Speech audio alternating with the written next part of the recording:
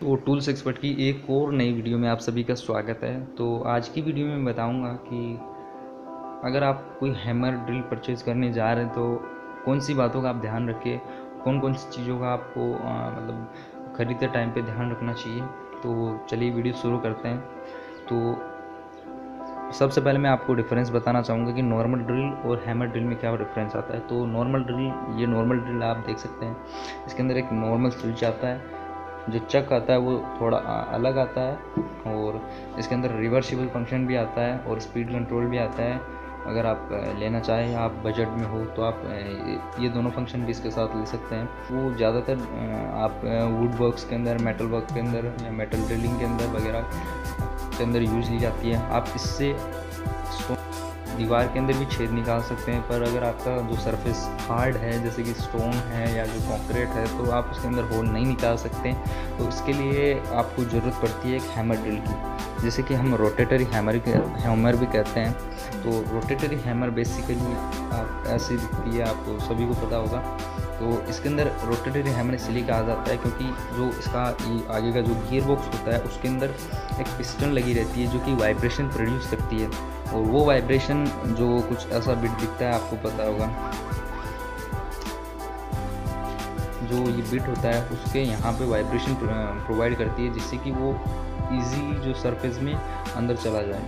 तो इसे हम हैमर कहते हैं, जिसे हम ज़्यादातर रोटेटरी हैमर के नाम से जानते हैं। तो जो हैमर होती है उससे आप नॉर्मल ड्रिल का भी काम कर सकते हैं, पर जो आरपीएम है, जो राउंड पर मिनट है, जो आरपीएम आप सभी लोग जानते होंगे, वो हैमर का कम है एज़ कम्पेयर टू जो ड्रिल मशीन आती है उसके कंपेयर में हैमर का कम है। तो इससे आप उससे एग्जैक्ट काम नहीं कर सकते जैसा कि आप ड्रिल मशीन से करते हैं।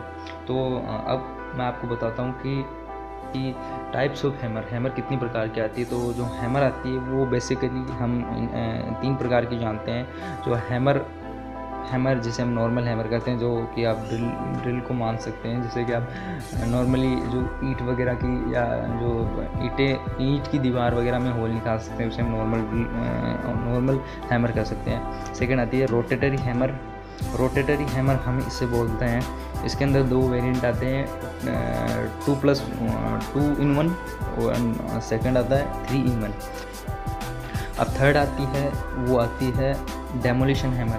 तो डेमोलिशन हैमर आप साइड में रख दीजिए, क्योंकि डेमोलिशन हैमर बहुत अलग टॉपिक है, जो कि आपको एक शॉर्ट में बताता हूँ डेमोलिशन हैमर होती क्या है। तो डेमोलिशन हैमर ज़्यादातर यूज ली जाती है जो लेंटर वगैरह तोड़ने में, या जो अगर आप देखें तो वो जो पत्थर वगैरह तोड़ने में काम में ली जाती है। और अब बात करते हैं इसकी, जो हमारा मेन जो वीडियो है वो इसी के ऊपर है।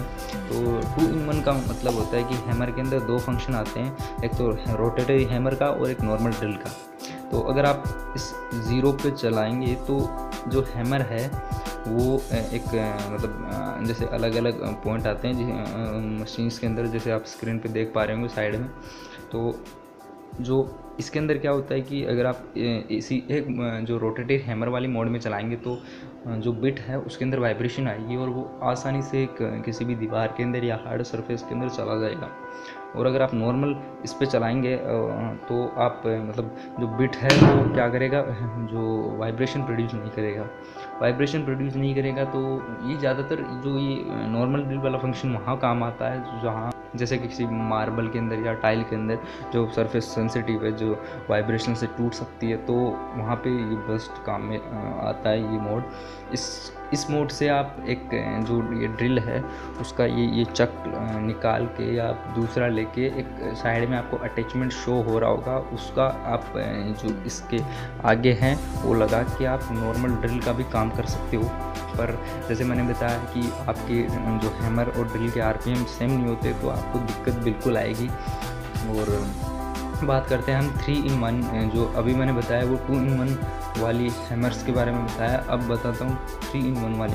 तो 3 in 1 वाले में क्या होता है कि जो 2 फंक्शन आते हैं, जो हैमर और नॉर्मल ड्रिल वाला वो तो सेम होते हैं, पर एक थर्ड फंक्शन होता है जो कि इसका होता है। अब ये क्या होता है, ये हम कह सकते हैं mini demolition hammer. Mini demolition hammer का मतलब हो गया जैसे कि अगर आपको किसी सीमेंट वगैरह या किसी चीज़ को सरफेस को तोड़ना हो, जैसे कि आप स्क्रीन पे देख पा रहे होंगे, मैंने वीडियो भी बना रखी है। तो ऐसा अगर आपको काम करना है तो आप को 3-in-1 वाली ही लेनी चाहिए, क्योंकि उसका फ़ायदा ये रहेगा कि आपको इन फ्यूचर अगर कभी डेमोलिशन का हल्की फुल्की डेमोलिशन का काम करना हो तो आप यूज़ ले सकते हैं। अब हम दूसरे टॉपिक की बात करते हैं। तो अगर आप मार्केट पे ड्रिल खरीदने जा रहे हैं तो आपको कौन कौन सी बातों का ध्यान रखना चाहिए। तो सबसे पहली और जो मोस्ट इम्पोर्टेंट है वोल्टेज। अगर आप एक मार्केट में जा रहे हैं तो हर ड्रिल का वोल्टेज अलग अलग होता है, जैसे कि 450 वोल्ट की भी आती है, फिर 500 वोल्ट की भी आती है, 600 की भी आती है, 750 की भी आती है, 100 वोल्ट की भी आती है। तो अलग अलग वोल्टेज की आती है और वोल्टेज डिपेंड करता है आपके वर्क के ऊपर कि आप कितना काम करते हैं, कितने घंटे आप इसको यूज़ में लेते हैं, उसके ऊपर डिपेंड करता है। अगर आप एक बड़ी ड्रिल या बड़ी हैमर लेंगे तो आपको मतलब उसकी जो रिलायबिलिटी है और जो वर्किंग परफॉर्मेंस है वो उसके हिसाब से ही ज़्यादा होगी।